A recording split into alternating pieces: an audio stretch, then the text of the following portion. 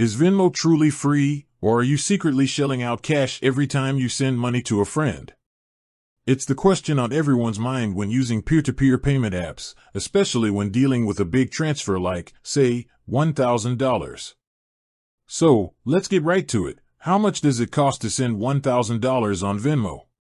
The short answer, for most of you, is $0. That's right, it's actually free. But before you tap send, you need to know a very important distinction that is the key to Venmo's fee structure. Venmo's fee for sending money depends entirely on the funding source you use. Here's the breakdown. First, the completely free options. If you send that $1,000 using your Venmo balance, a linked bank account, or a debit card, you won't pay a cent to send it. This is the peer-to-peer payment model that made Venmo so popular, and it keeps it free for millions of transactions every day. But there is one major exception. If you choose to send your $1,000 using a linked credit card, Venmo charges the sender a 3% fee. Now, let's do the math on that $1,000 transfer. If you use a credit card, that 3% fee means you will pay an extra $30 to send your friend their money. So, the total you'd be charged is $1,030. That's a significant fee for the convenience.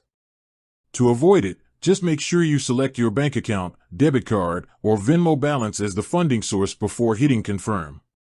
Now, a quick bonus point because this can sometimes confuse people. There's a separate fee structure for taking the money out of Venmo and putting it into your bank account. Once your friend receives that $1,000 in their Venmo balance, they have two main choices. Standard transfer, this is free, but it takes 1 to 3 business days to arrive in their bank account. Instant transfer, this option is faster, typically within 30 minutes, but it comes with a fee of 1.75% of the amount transferred. So, for that $1,000 they received, an instant transfer would cost them $17.50.